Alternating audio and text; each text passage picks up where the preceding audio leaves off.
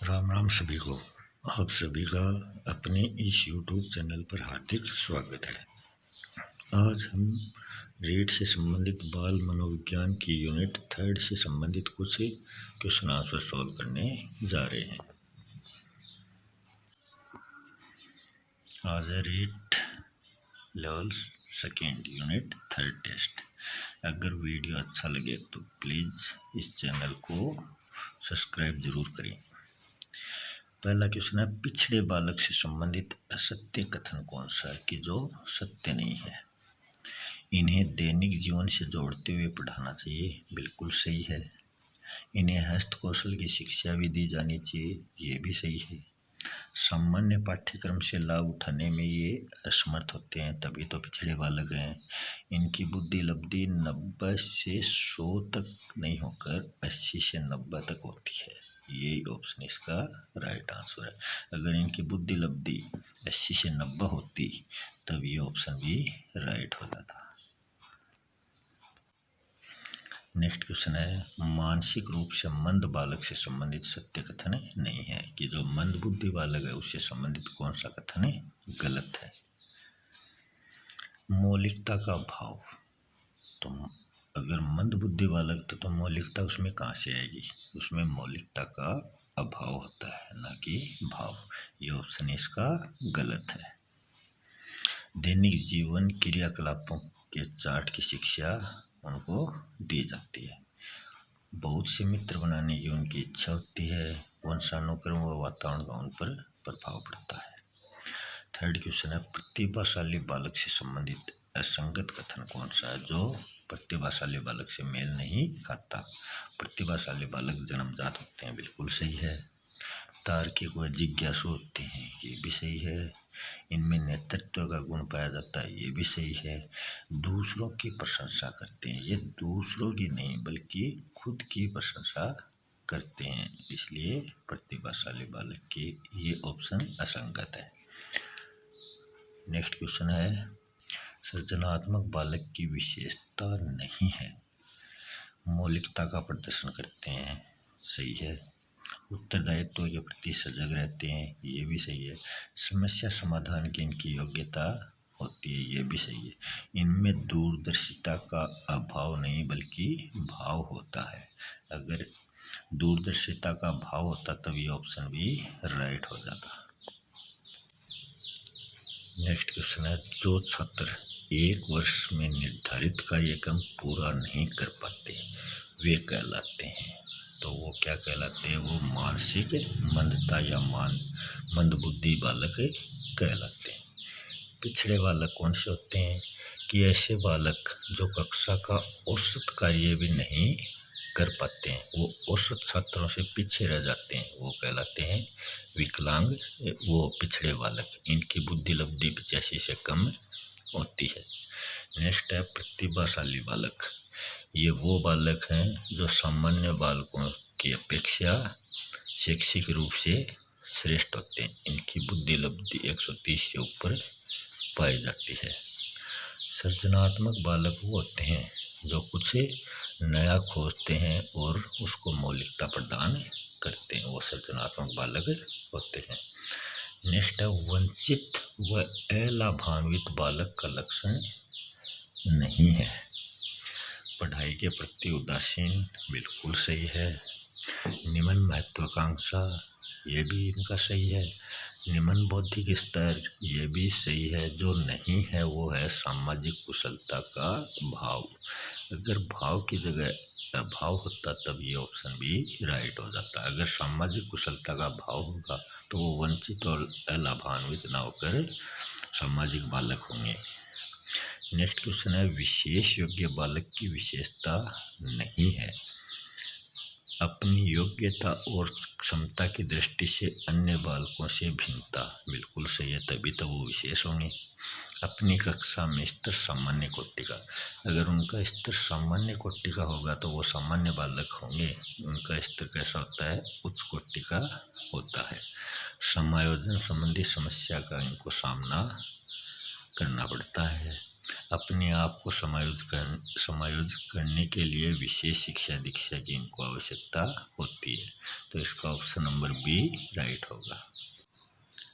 Next question है, शिक्षक के किस गुण के अभाव से अधिगम में कठिनाई उत्पन्न होती है?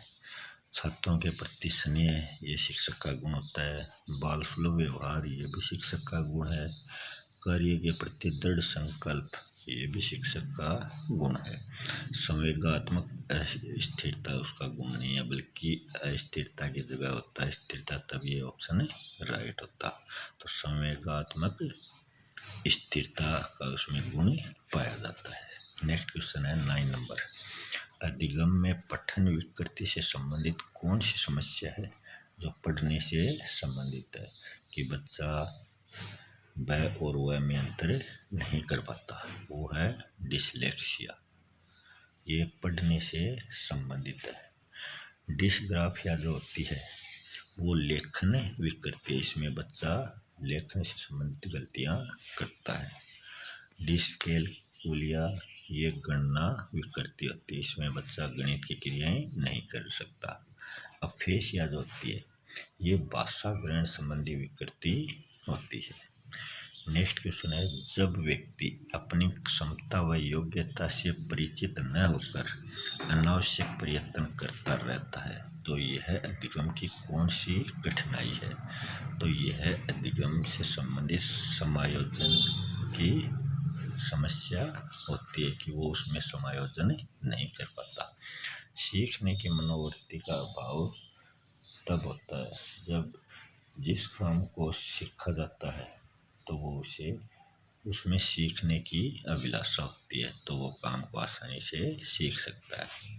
अधिगमकर्ता के ध्यान का अभाव, कि अगर अधिगमकर्ता या छात्र अगर पढ़ने में ध्यान नहीं लगाता है तो वो पिछड़ जाता है और उसमें अधिगम की कठिनाई उत्पन्न हो जाती है। संवेगात्मक समस्या तब उत्पन्न होती है जब वो और बच्चों के बीच में खेलता है तो कोई उसे अपना दोस्त नहीं बनाना चाहता, तो उसमें भी ये समस्या उत्पन्न हो जाती है। नेक्स्ट है, निम्नलिखित में से अधिगम की कठिनाई से संबंधित प्रकार नहीं है। मंदग्राही शिक्षार्थी होता है, विद्यालय का वातावरण होता है, छात्रों को जानने की समस्या होती है, शारीरिक अक्षमता नहीं होती बल्कि शारीरिक क्षमता होती है। अगर क्षमता होता तब ये ऑप्शन राइट होता। आगे है समायोजन की परिभाषा। समायोजन एक निरंतर चलने वाली प्रक्रिया है जिसके द्वारा व्यक्ति अपने एवं वातावरण के मध्य संतुलन बनाए रखने के लिए अपने व्यवहार में परिवर्तन करता है। तो ये समायोजन की परिभाषा किसने दी है? तो ये समायोजन की जो परिभाषा है वो दी है गेट्स एवं अन्य ने। स्किनर ने क्या कहा? स्किनर ने कहा है कि समायोजन एक अधिगम प्रक्रिया है। बोरिंग लेकफील्ड ने कहा है कि समायोजन एक प्रक्रिया है जिसके द्वारा व्यक्ति अपनी आवश्यकताओं तथा उनको प्रभावित करने वाली परिस्थितियों में एक संतुलन बनाए रखता है। कोलमैन ने कहा है कि समायोजन तनाव के साथ व्यवहार करने व वातावरण के साथ सुसंगत संबंधों को बनाने की क्षमता है। नेक्स्ट क्वेश्चन है, समायोजन से संबंधित सत्य कथन नहीं है। मानसिक स्वास्थ्य के साथ घनिष्ठ संबंध, ये सत्य कथन है। व्यक्ति के व्यवहार व वातावरण में परिवर्तन, ये भी सत्य कथन है। एक प्रकार की उपलब्धि, ये भी सत्य कथन है। जो असत्य कथन है वो क्या है? 4 नंबर, शारीरिक व मानसिक असंतुलन बनाए रखने की योग्यता। इसमें गलती कहाँ हुई है? असंतुलन की जगह संतुलन होता, तब ये ऑप्शन भी राइट हो जाता। शारीरिक व मानसिक संतुलन बनाए रखने की योग्यता, ये सही होता। नेक्स्ट है, जब कोई परीक्षार्थी लगातार परीक्षा देने पर सफल नहीं हो पाता तो वो किसका शिकार हो जाता है? तो वो शिकार हो जाता है भग्नाशा या कुंठा का। दबाव क्या होता है? दबाव जो होता है वो किसी कार्य के प्रति अगर उस का ज़्यादा प्रेशर अपने ऊपर आ जाता है तो वो दबाव की श्रेणी में आता है। तनाव क्या होता है?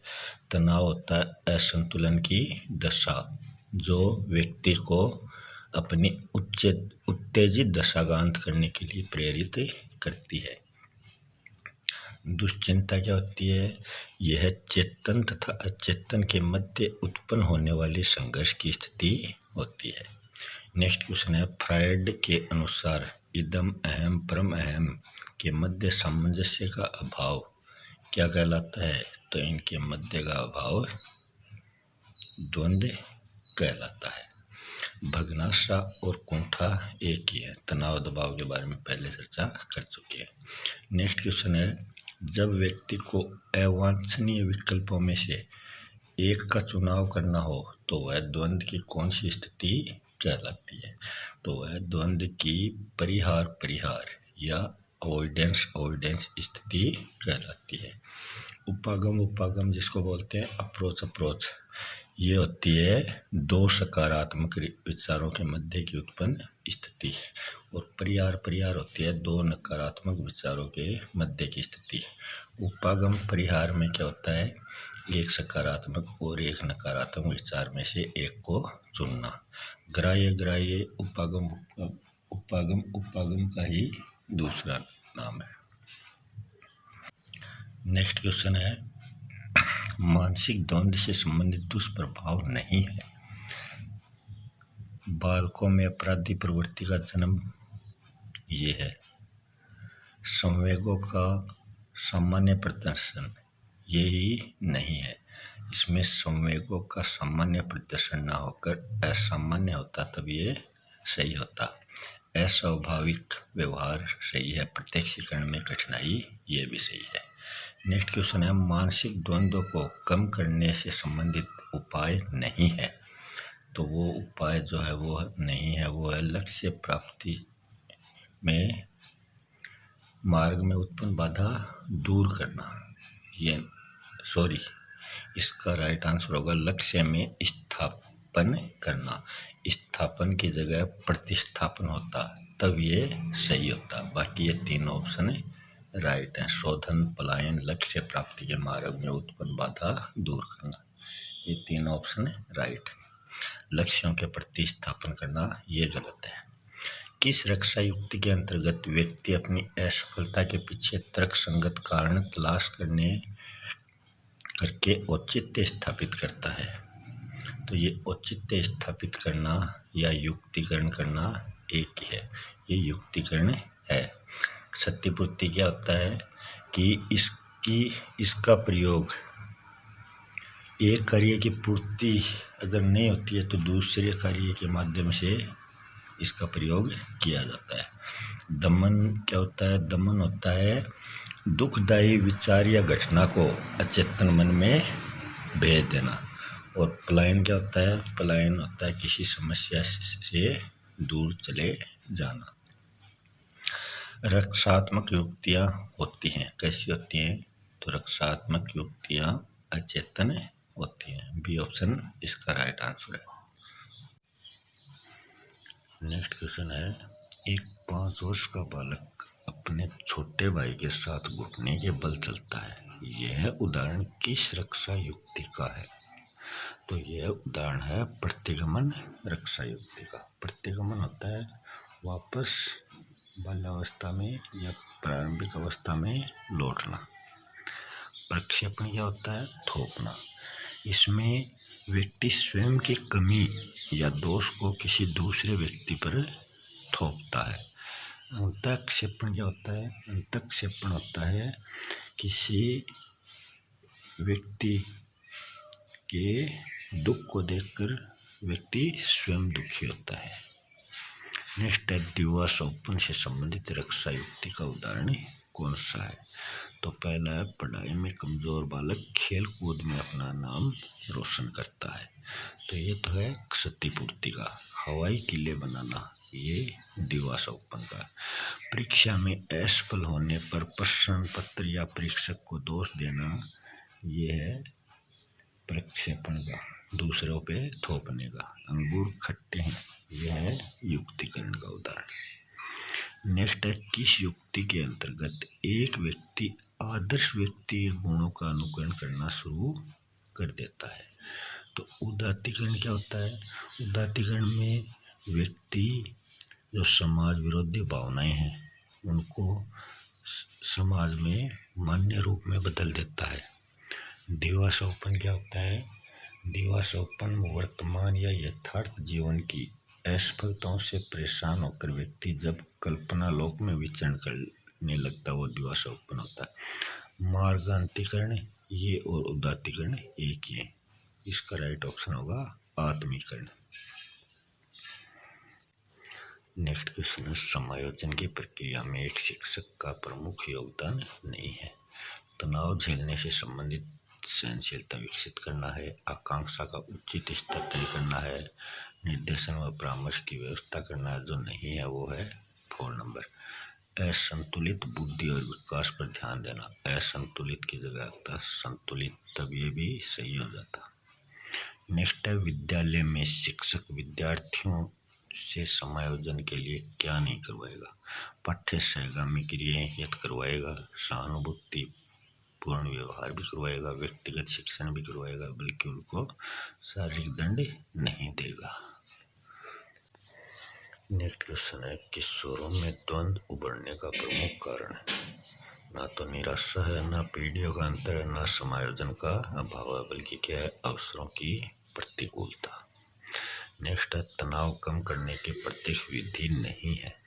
व्याख्यान व निर्णय, बाधा का नाश, लक्ष्य का प्रतिस्थापन, यह तो प्रत्यक्ष विधियां हैं। दिवास्वप्न जो है वो अप्रत्यक्ष विधि है। एक क्रिकेट खिलाड़ी अपनी गेंदबाजी के कौशल को विकसित कर लेता है, पर यह उसके बल्लेबाजी के कौशल को प्रभावित नहीं करता। यह कौन सा प्रशिक्षण अंतरण है?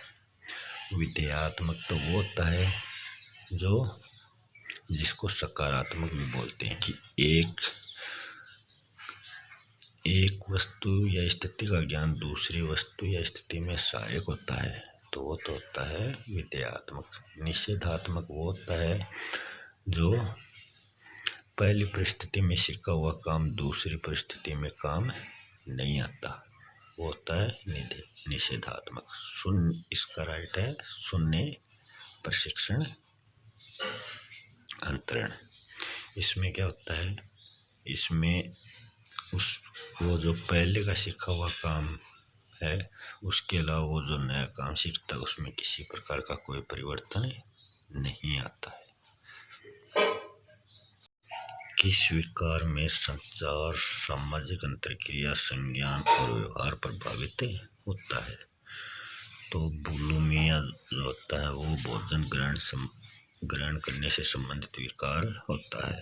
प्रोजेरिया है वो कम उम्र में वृद्धावस्था के लक्षण व्यक्ति में दिखाई देते हैं। एलेक्सिया जो है वो सीखने से संबंधित विकार है। इसका राइट ऑप्शन है ऑप्शन 4।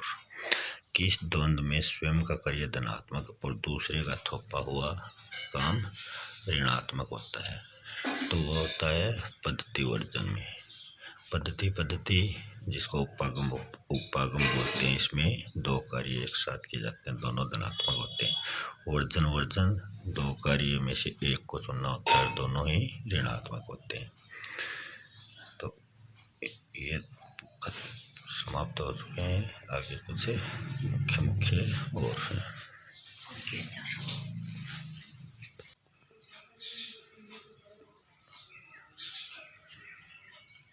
पूर्व में घटित घटना को याद करके डर जाना, PTSD, post traumatic stress disorder.